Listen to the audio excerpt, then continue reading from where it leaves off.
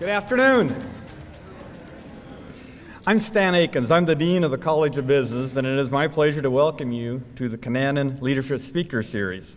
This afternoon, featuring Jim Morgan, Chairman, President, and CEO of Krispy Kreme Donuts.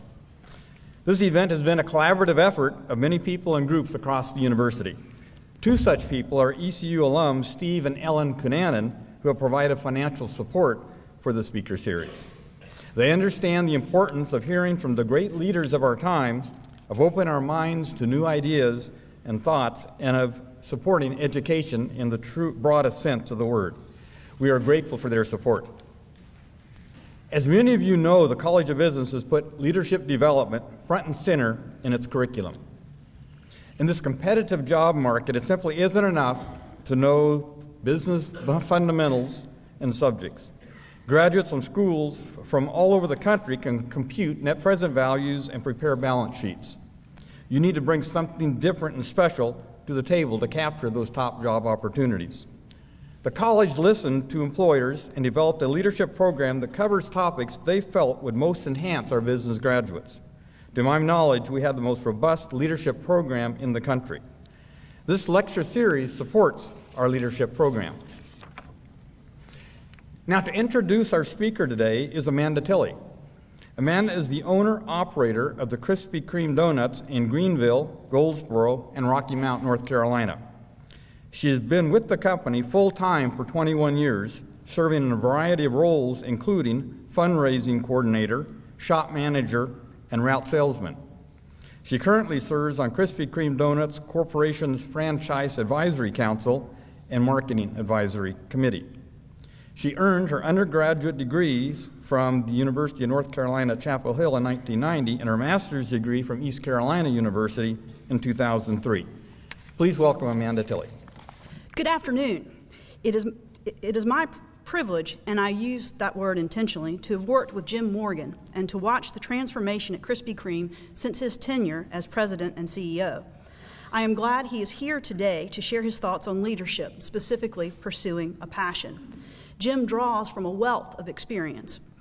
He has served as a member of the board of directors for Krispy Kreme since 2000, as chairman of the board since 2005, and as president and CEO since 2008.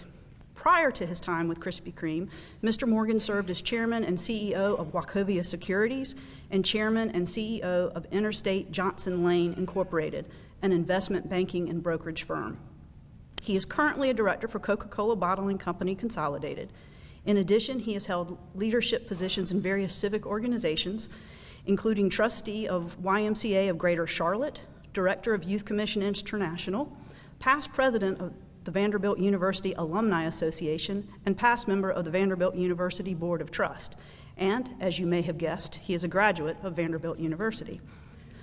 Under Jim's leadership, Krispy Kreme successfully navigated one of the most challenging periods in the company's 75-year history. He has inspired, developed, and recruited a talented team of people that understand if an organization focuses on the right things, then success will follow. Some of the recent successes include, in operations, 16 consecutive quarters of positive same-store company sales. In marketing, the development of the Hot Light app, which celebrated its one-year anniversary in December, and we have over 4.6 million fans on Facebook. In governance, Krispy Kreme was recognized as the 2012 Government Team of the Year for Small to Mid-Cap Businesses by Corporate Secretary, the leading governance and compliance publication. Krispy Kreme currently operates over 700 stores in 21 countries. Please join me in welcoming Jim Morgan.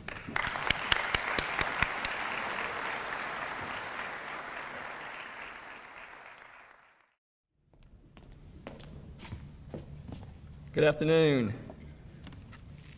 It is great to be here with y'all. I am talking about privileged, Amanda. I am privileged to be here. I've been a big fan of this university for a long time. I've had great friends that graduated here. Quite frankly, some of the superstars of my Interstate Johnson Lane background were East Carolina graduates. I work with Amanda now, who got her business degree here. Y'all have had distinguished alumni that are all over the country now, as you know. I got to see just a little while ago a younger friend of mine who I claim as a friend. I'm good friends with his father's grandfather, so Cody, it was good seeing you. So I've just got lots of ties here that make me feel very special. Speaking of ties, I did find a tie that I thought would be appropriate for the campus too. So I enjoyed being a member of your group today, and I'm delighted to be here.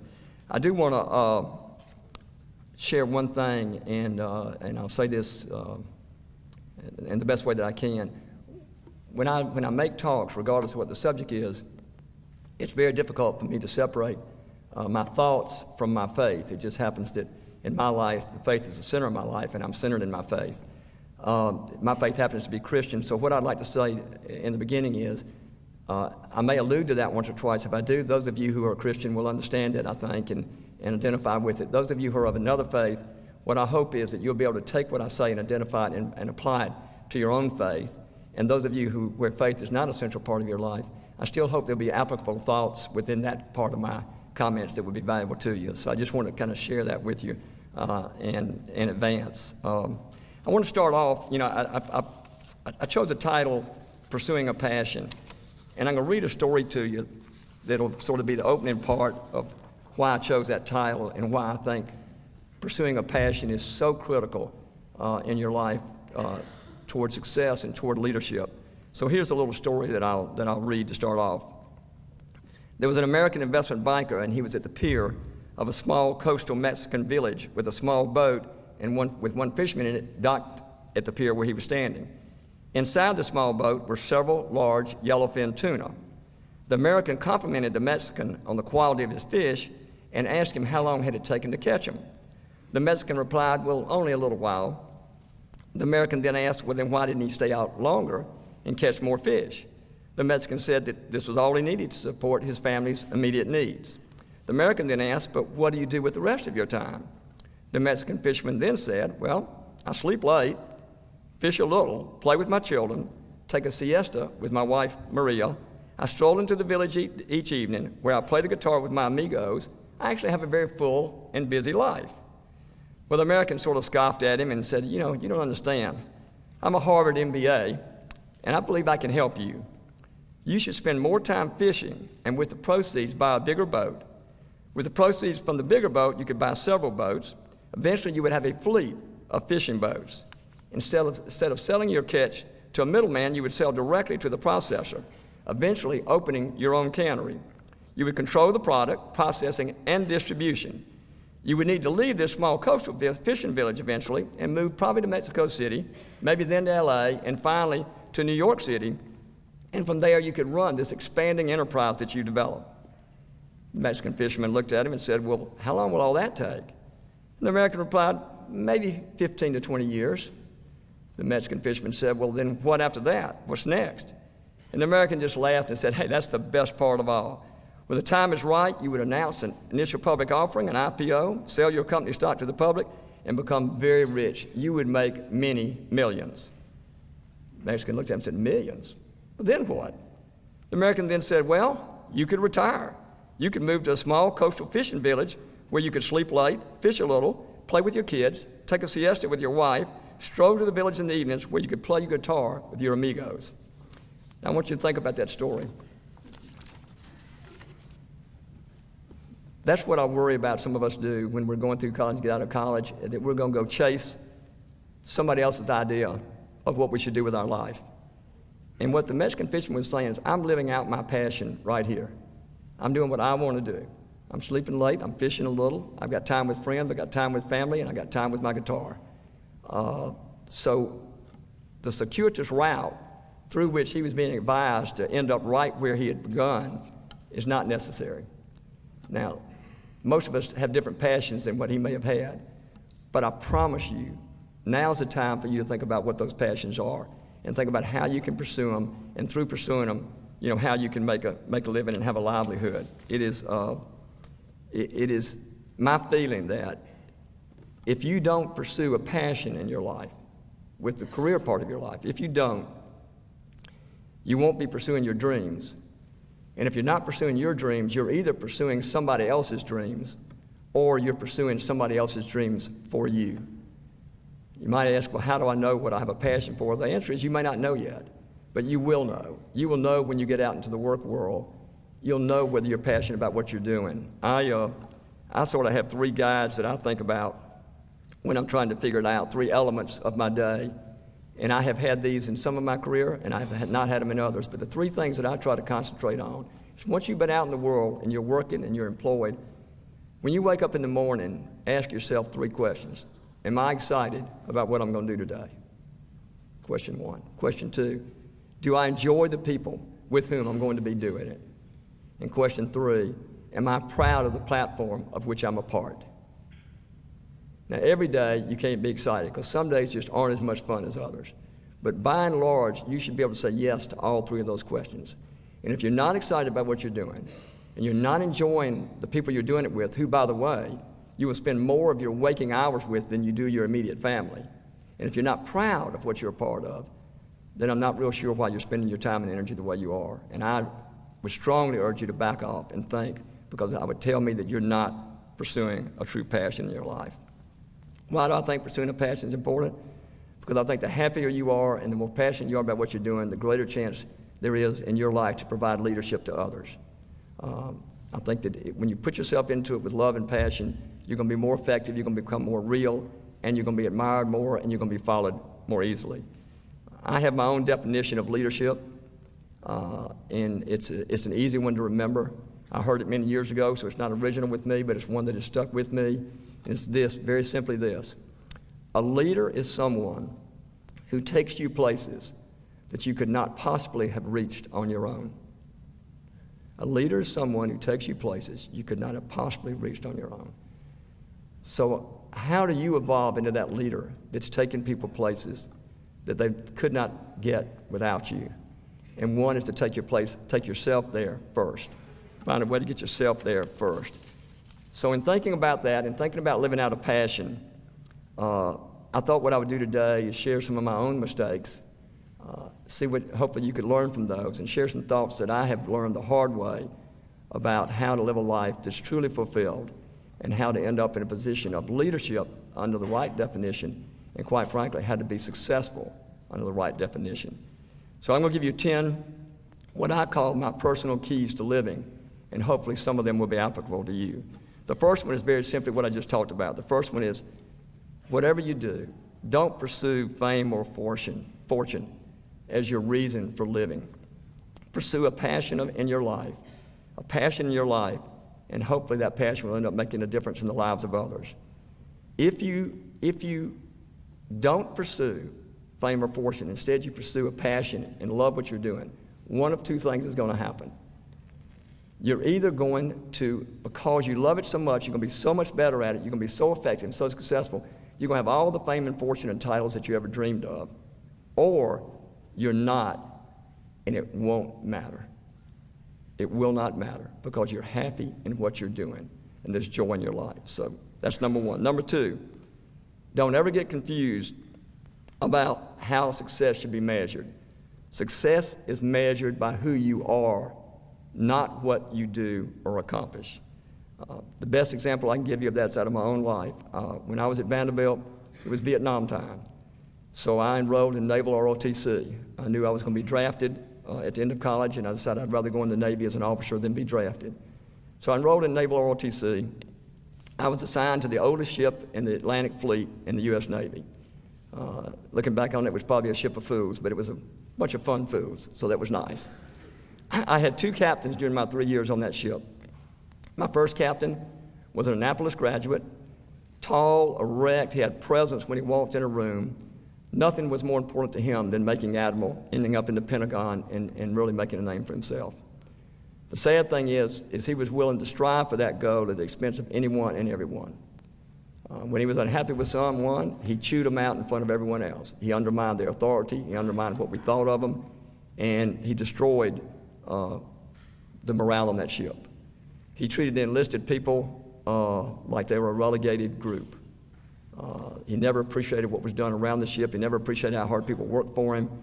And he really, literally only thought about himself and his career. Fortunately, after a year and a half, it was time for him to move on. A new captain came on board. Now, you'd have to have been in the military to appreciate this, but when you have a change of command on the ship, it is a big deal. It was summertime, so we all put on our dress white uniforms. We go out on the deck of the ship. I was on a big ship, about 500 feet long.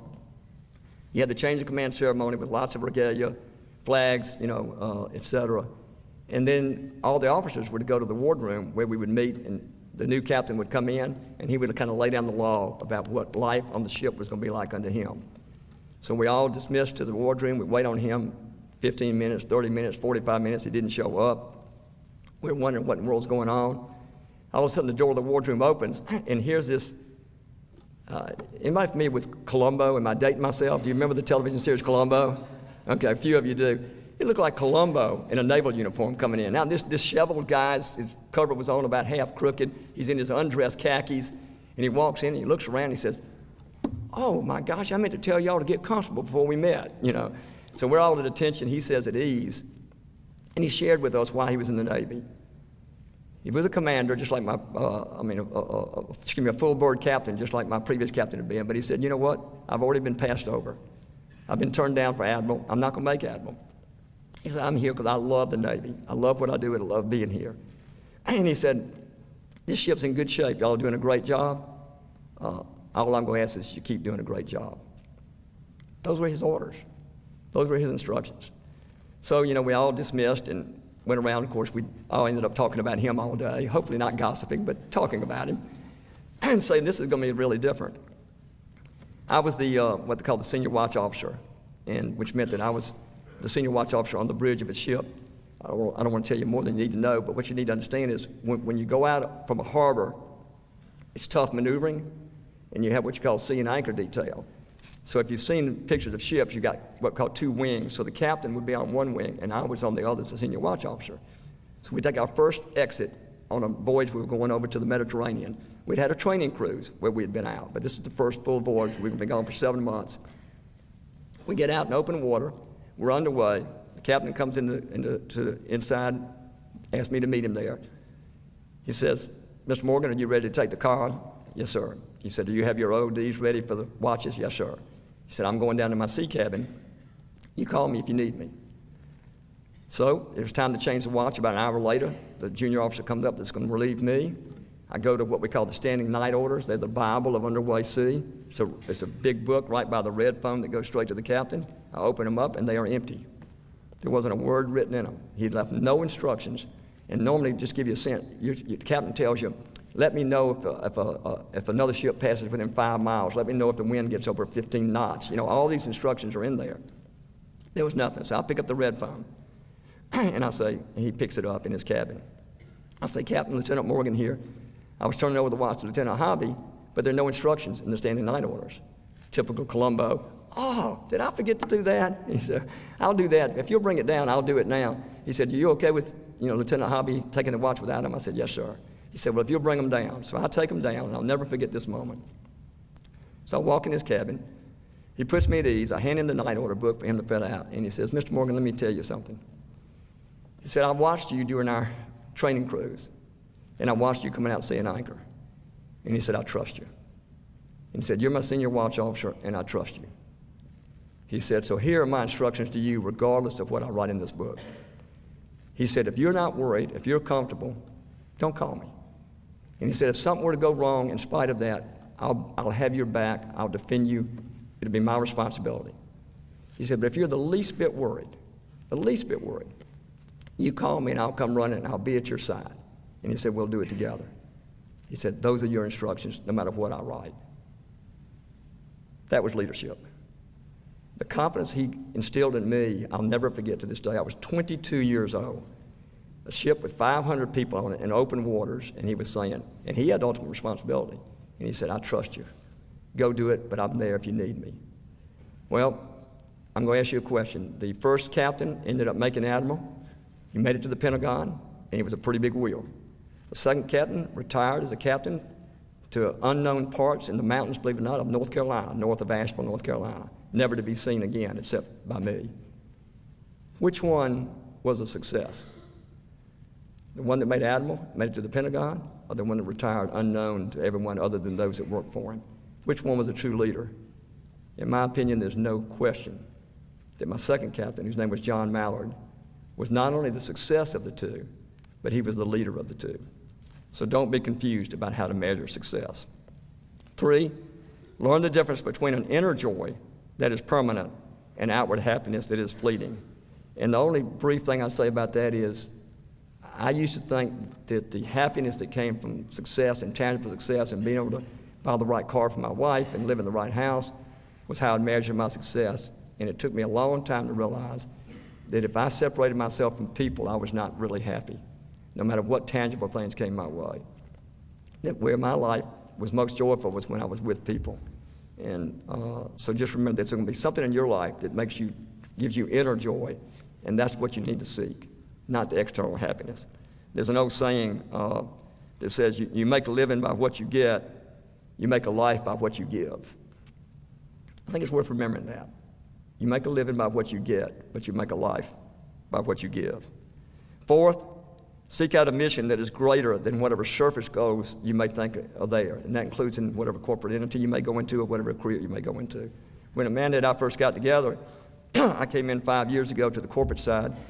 She's one of our premier franchisees. As a matter of fact, I've told many people I think she's the best operator in the country. She was doing great. Corporate was doing terribly. And I spent a lot of time with the people in corporate, and we've got 4,000 employees. And I asked them, I said, what do you think our mission is all about? Of course, they looked at me like I was crazy. They said, you've come in to help the company and you don't even know what we're supposed to be doing? He said, our mission is to sell more donuts. I mean, we got to start making some money and get ourselves out of this jam. At the time, by the way, Krispy Kreme was coming out of a pretty tough period. We had no money. We had $100 million plus of debt, no positive cash flow. We were in violation of all our loan covenants. We had been sued. Amanda, you can help me. We had been sued by shareholders. We had a derivative share lawsuit. We had some franchisees that had sued us. We're being investigated by the SEC, that's the Security Exchange Commission, not the Southeastern Conference. And on criminal and civil charges, we've been investigated by the Justice Department of New York State on the same basis. We've been sued by ERISA. It wasn't a great time. And we had no mission. And so I surveyed it and found that out. And when I had my first all-team member, which was a group sort of like this, we got together and I told them, I said, I've gone around, I've asked y'all what our mission is. And almost every one of you told me it's just to sell more donuts and make more money so that we can survive. Our stock had dropped from 50 to $1 a share. And I told them that first time they'd all seen me, and I said, well, let me tell you something. If that's our mission, this is my last day here. I said, life is too short for that to be our mission. Our mission's got to be greater than that. It's got to be more significant than that. So let's go think about it and let's come up with one. It took us 12 to 18 months to come up with a mission statement. Krispy Kreme's mission statement is very simple. It is to touch and enhance lives through the joy that is Krispy Kreme. And that's it. It's nothing about return on investment. It's nothing about shareholders' value. It's nothing about, capital. It is literally to touch and enhance lives through the joy that is Krispy Kreme. I believe with all my heart that if there's one thing that led to the turnaround that Amanda and others have forged in the corporate side of it, it's the commonality that mission statement created for us. It was realizing that we had a bigger opportunity than just selling donuts, that we had a chance to affect the guests coming in our stores like almost no other brand does, and to have them walk out of our store not only saying, wow, that was a great donut, but saying, wow, that was a great experience. And we know that everyone who walks in one of our stores has a story, and probably everyone that walks in has something sad going on in their lives, and it's up to us to make that day better and brighter for them. If you're wondering whether it works, I'll give you an example of something that I think validates it tremendously. One of our GMs in Brentwood, Tennessee, was at a all general manager meeting when we were going over this new mission statement. She got me in the back of the room afterwards, back of the auditorium, excuse me, and she said, I buy that, I believe that, I know what you're trying to say, and I'm all for it. So not much later, I got sent this little update. Are y'all familiar with carepages.com? Do you know what it is? It's a blog for people who are ill. Family members might set it up, or the person that's sick might set it up. It's just a way of keeping up with how they're doing. A lot of times, if it's a young person, it's a parent who's blogging, just keeping all of her friends aware of how the child's doing. I got sent this page from a Care Pages, and let me just read part of it to give you a sense for how our mission statement affected this family. It's written by a lady that I found out later was Jennifer Dillard, and her son is Benjamin. And she says on here, I have to share with y'all a wonderful testament of the kindness of strangers. What she goes on to say is that Benjamin, it was his heart birthday coming up. And you'll understand the heart birthday in a minute. So he decided he wanted to take Krispy Kremes to his class. This was about 2 weeks after Valentine's. So they called the store in Brentwood nearest them, and they said, we'd like to get some heart-shaped donuts for my son to take to his class for his birthday. The manager said, we don't do those after Valentine's. And believe me, it's a complicated process to change cutters and get those shapes. And she said, but the manager said, listen, if you needed a lot of them, we'll shut down things, change the cutters, and do them for you. And the mother said, no, Benjamin's only got 8 people in his class, so that won't be necessary. And she said, I just wanted to do it. And she explained it was his heart birthday, and that's why the heart shape was so important to her. He had had a transplant when he was 2 years old, and they celebrated the heart birthday as well as his birthday. So the manager said, well, listen, we'll do something for you. Just, come by at 10 o'clock. We'll have something ready for you. And the mother said, okay, if you could, I'd like to come to the drive-through window because it's kind of difficult getting Benjamin in and out of the car sometimes. And the manager said, great. In the blog, she tells you that later on that night, the phone rang. It was the manager again saying, could you please come inside to pick up the donuts? And the mother, Jennifer, said, well, I thought that was strange, but I was certainly willing to do that. So she gets there the next morning. She walks in, and this lady comes up and says, you must be Jennifer. Her words now. I just smiled and said, yes, a little caught off guard. She then said she'd been expecting us and had something special for Benjamin. And there on the counter was a huge balloon bouquet, a card she had picked up from Hallmark and had signed by all the staff at Krispy Kreme that had a puppy on it that said, so happy for you, a Krispy Kreme hat, which Benjamin wore all day in school, and 2 1/2 dozen heart-shaped donuts with red icing. Benjamin was so excited to see the balloons and donuts, and I was so touched that I was speechless. She says then, I've never been so moved by a random act of kindness. This lady knew nothing about us, only that I was celebrating his heart birthday, and yet went to so much trouble to make his day so special. And on top of everything else, she wouldn't let me pay for them.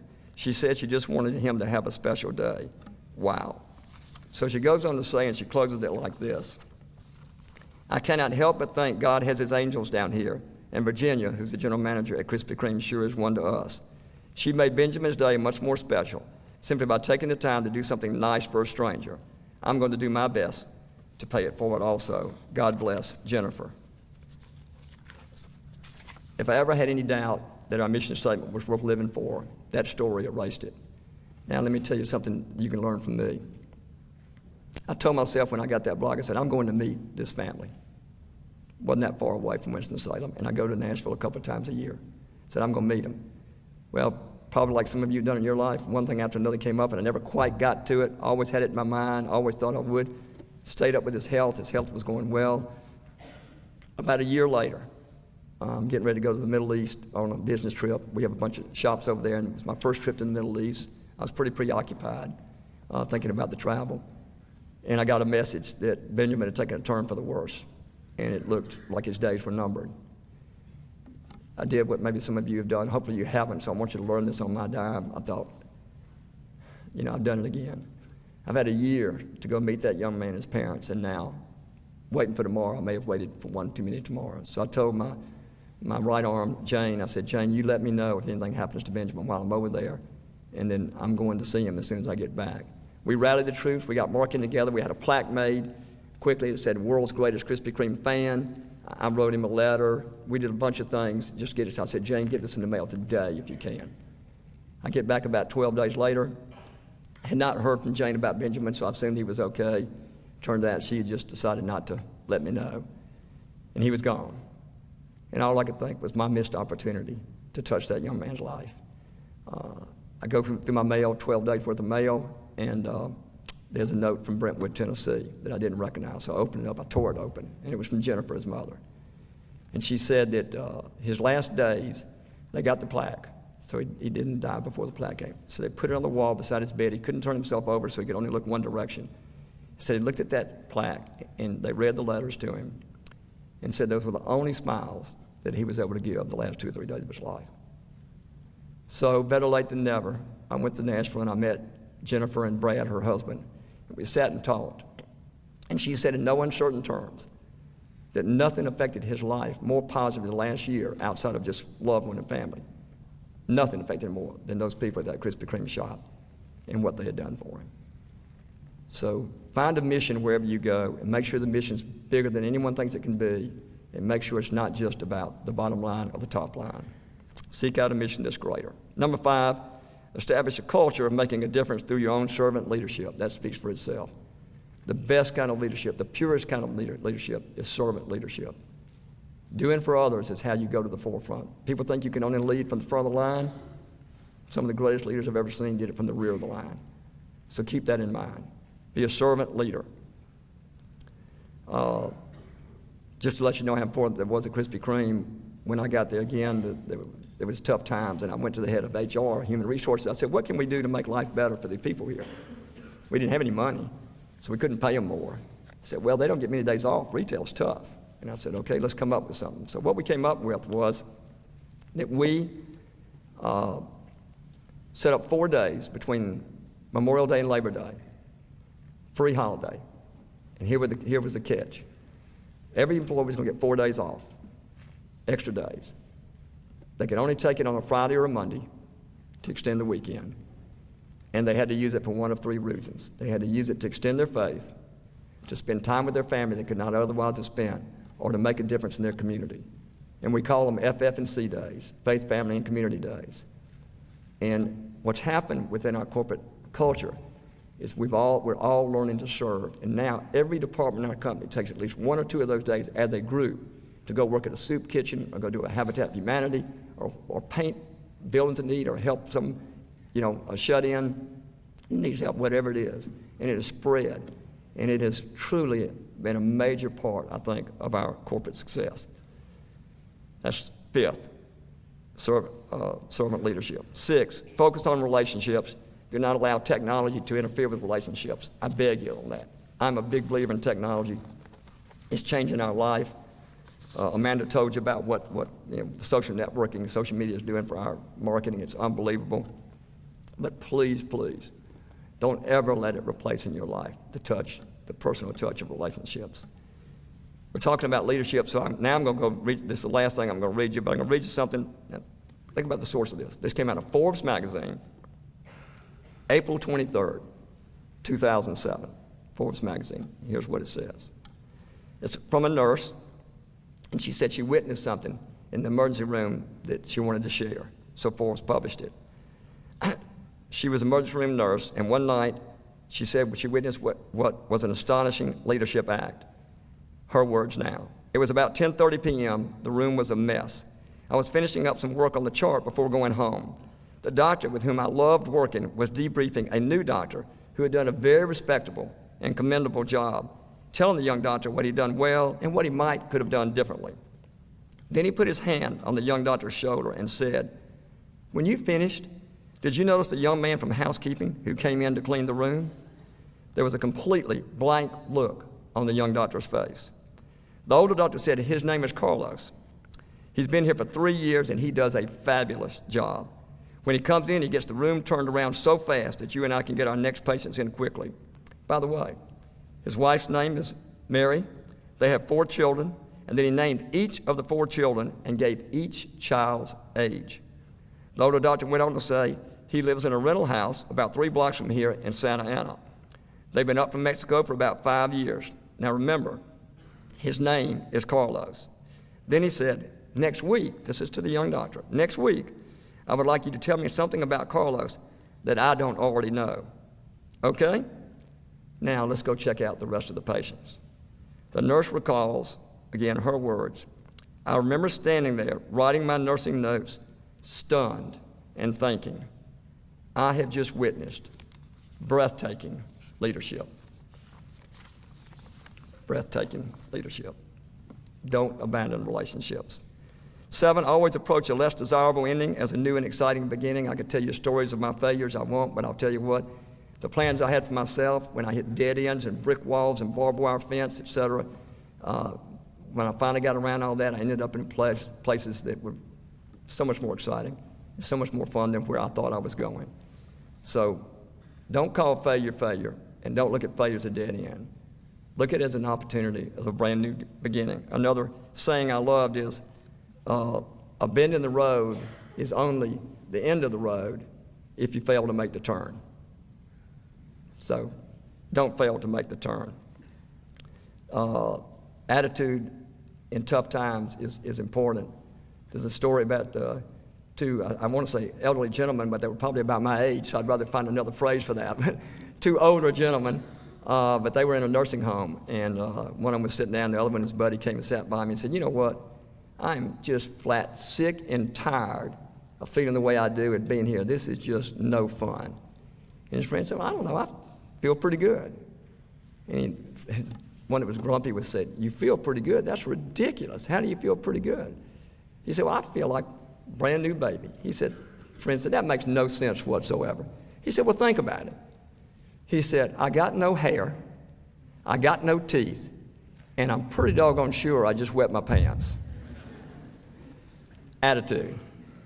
One of the gentlemen saw that as the end of his life. The other one said, you know what? I'm like a brand new baby. I've still got some things in front of me. So remember that. 8, I got no illustration on this other than the words. Always use the wisdom of hindsight as a tool from which you can learn. It's very valuable. But never use the wisdom of hindsight as a tool from which to judge. There's a big difference. Use hindsight to learn, not to judge, and particularly on yourself. When you know you've made a mistake and you're just kicking yourself because of it, it's done. Learn from it, and you won't make that mistake again. One of the things that pairs with this is we've all got to learn to treat ourselves the way we treat our own best friends. Have you ever noticed the difference in the way we treat ourselves and we treat our best friends?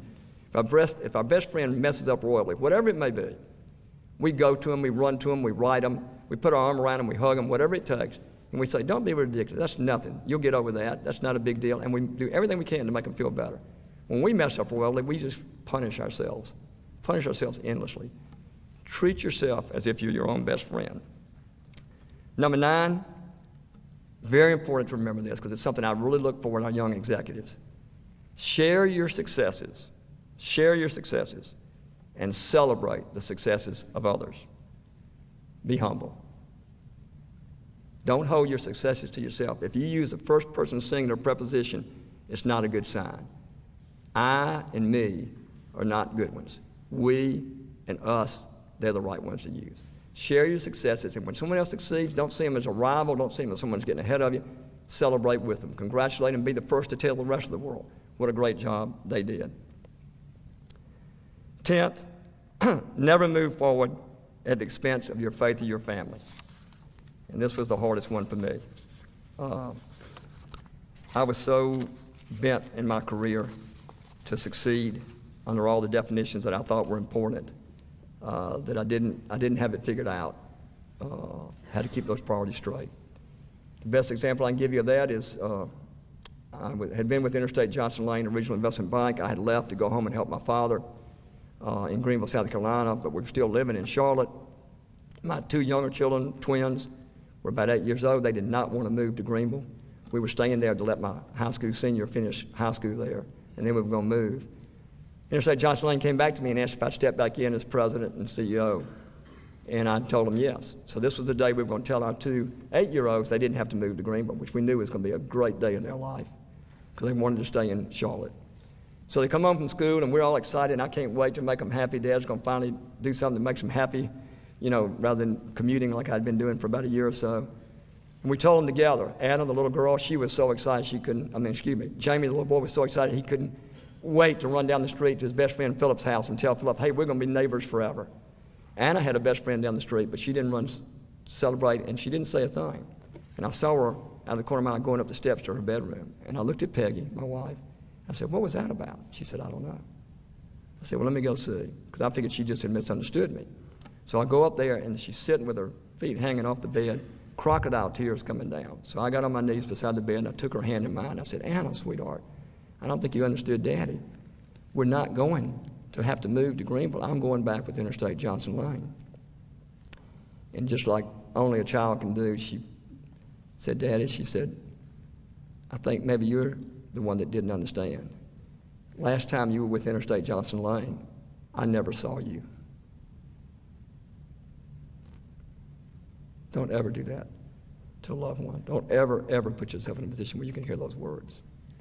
I spent years in Interstate Johnson Lane thinking that I was doing things for my family, providing for them. Instead, I was doing things to my family. A little preposition when you change 4 to 2, but not one that feels good. I will tell you from that point forward, if I was in town, I never went a day without seeing my children. Never went a day. If I had nighttime meetings, I would leave the office. I'd leave in the middle of the meeting and say, I got to go tuck my kids in, I'll be back. But I didn't do it. But boy, did I mess up for many, many years prior to that lesson. So those are the 10 keys that I give you, things that I've learned over the years. One other reminder I'll give you as sort of a final thought is, and you may not think about this, particularly though at a young age, but as you live your life, you're actually writing your epitaph. Now, I know that sounds like a little bit of a gloomy thought, but it's not. It's an exciting thought. Your epitaph does not end up being something written in stone after you've left this earth. Your epitaph is your life, and you live it out, and you'll be remembered by who you are and how you live it, and it's a great opportunity. So as you go through your life, think about that. How do you want to be remembered? What memories do you want to have other people have of you? And because that's where it'll be. It's in your control. It's your destiny to write your own epitaph. There's some great ones to model after, and this is where my faith will come in, because the one I picked happens to be out of a book called the Bible, but it's just one that I think is so great. It happens to be St. Paul, who's writing to Timothy, and it's known to be his last letters toward the end of his life. He's had a rough time. And listen to these words, because this is an epitaph that I strive for. I'd love to be able to end my life with these words. I have fought the good fight. I have finished the race. I have kept the faith. Now think about the words. I have fought the good fight. Not I have won the fight, but I fought the good fight. I've been there pitching and fighting the whole way. Okay? I have finished the race. Not I have won the race, but I completed the task that I was put on this earth to do. I've finished. And I've kept the faith. In his case, it was faith in a religious sense. But for any of us, it could be anything. Have you kept the faith? Have you believed in yourself? Have you believed in others? Have you stayed positive? Have you had something critical in your life, something more important than monetary and tangible rewards there? Have you kept that sort of faith? Have you kept faith with yourself and with others? So you're writing your own epitaph. Find one that you'd love to strive for. Don't try to become that person, but think about it, because I think it can make a difference. And remember this, that you are the only person that can be you. And one of the dangers that I see, one of the things that I see people do is they envy and admire other people so much they start trying to become them. And if you do that, you'll lose the greatest asset you've got, because you are a unique individual and no one else can be you. So why do you want to give that up to try to be somebody else? Be who you are. Be who you are. Seize it, enjoy it, love it, and treasure it. So here's my summary. Simply this. I urge you to determine your passion and then pursue that passion with all you have. I urge you to go out in this world committed to making a difference. Make the world a better place because you were here. Continually build a life, not a resume. My first Navy captain built a resume. My second Navy captain built a life. Lead people to destinations they could not have attained without you. Wherever you go, look for opportunities to display breathtaking leadership. Find a Benjamin in your life and change his or her life. Day by day, recognizing you're writing an epitaph, and make it one that provides both memories and a legacy where other people who know you are really, really pleased that they knew you. Do all of this without ever allowing your career to get in the way of your faith and your family. And what I leave you with this is this. I cannot tell you how excited I am for what y'all have in store for you. I mean, I really mean it. You can go out there and you can literally change this world. My generation, in my opinion, has messed up a lot. We've walked away. We've not only made mistakes, but we've allowed, I think, our country to drift away from some of the values that made it great. So here's how I feel as I look at you and see the wonderful future you have in front of you. My generation needs your generation. We need your generation of leadership. We are excited about your coming along and providing that leadership to our generation. We will support your generation of leadership, and we will pray unceasingly for your generation of leadership.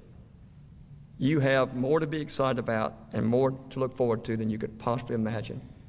So go out there and seize what your opportunity is. Pursue your passion. Provide genuine leadership, and the world is yours. So I thank you for letting me be here. God bless you, and go Pirates.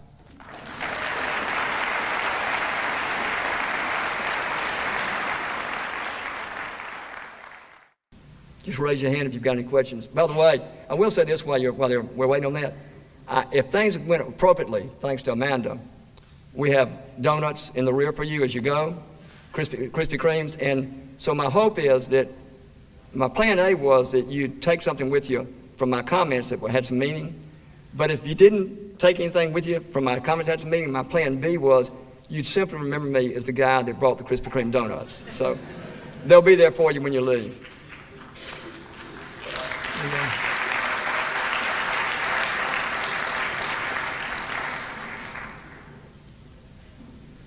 No questions?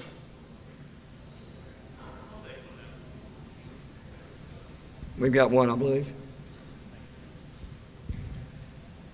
Thank you for coming, Director Morgan. Stephen Juris, I'm in financial management. How have the skills that you learned with a financial services company translated similarly or differently working for something in retail like Krispy Kreme? And that's a great question. My friends, I told the dean earlier, I said, my friends say I've gone from dollars to donuts. So, and I'm not sure how that relates. I think the good news is it's amazing the similarity in the challenges of the two companies. I approach my work as a people job as opposed to a management job, if that makes sense. And when I went to IJL, it was very similar. It was a stock that had been a high flyer. It was down about $1 a share, and the press was saying that it was going out of business. And I knew the people, and I knew the people could pull it together and make it work. And all they needed from me was someone who believed in them and believed in the future, believed in the product, believed in the service. And that's really what I assumed at Krispy Kreme. So in a way, I treated them identically. I think my financial background, though, certainly lent itself to my being more valuable to Krispy Kreme because we did have a lot of financial challenges. And as good as my chief financial officer is, it helped him to have a partner that understood what our challenges were. Does that answer it? Yeah, yes, thank you. I've got one for you.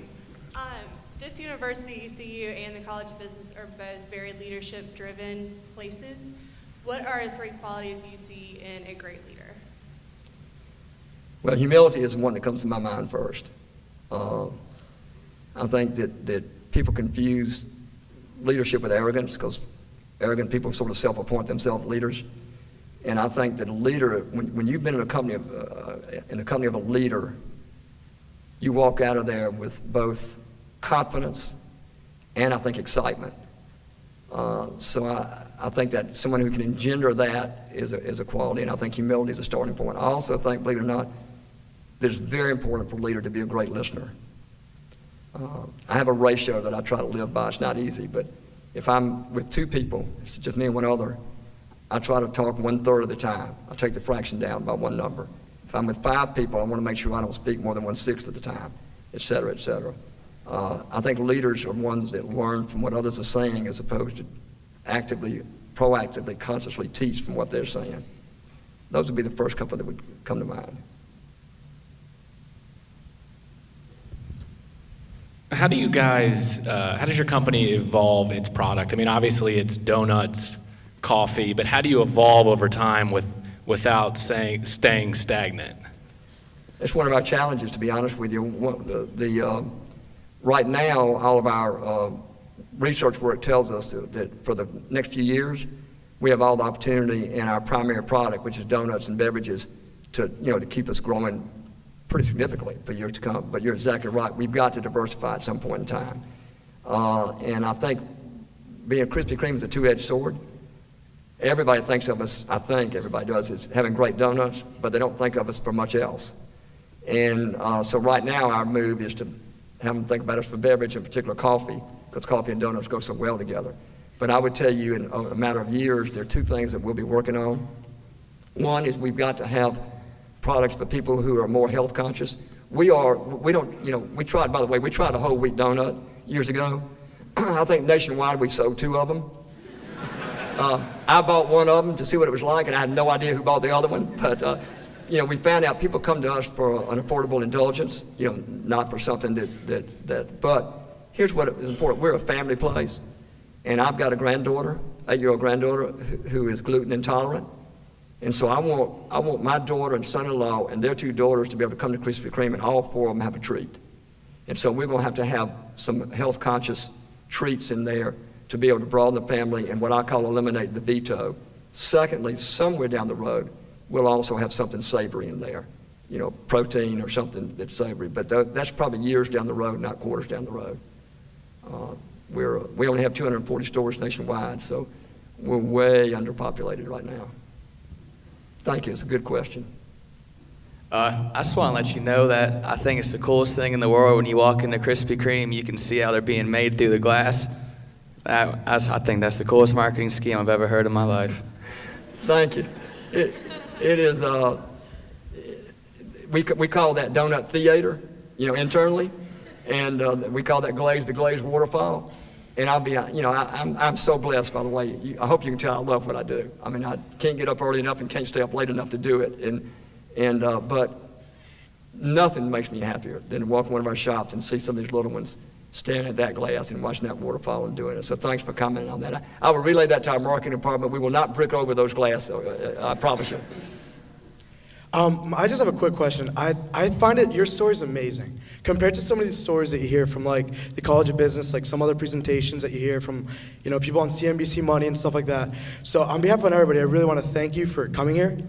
But my question is, how did you overcome, how did you have the confidence to go up to, corporate who can be so serious and so stuck up sometimes, you know what I mean? How did you overcome that, get that confidence? I will tell you this, I didn't get tested before they gave me my first job at IJL, CEO role and all. They tested me afterwards. And the psychologist said I had no business being a CEO. so clearly I'm unqualified, based on the typecast they have there. I gained my confidence from the people around me. My philosophy is there's no one person on the team more important than anyone else. And so I present other people, they are the most important person at Krispy Kreme doing what they do. And I also will tell you this, I was on my own once. I was somewhat successful as a stockbroker, which is what we were called way back then. I went on my own to manage money, took myself away from people, and I failed miserably. And I learned at an early age that, I wasn't all that great by myself. But if I surrounded myself with the right people and was part of a team, then it worked well. So I'm not sure that answers you, but... No, it does. Thank you. Thank you very much.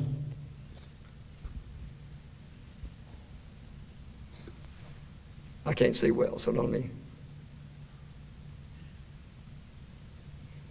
Y'all ready for donuts and to put your card in the slot and all that sort of stuff, right? Get credit for the attendance and run. I know about the system, I was told. So. We have one more. I think we got one more in the back.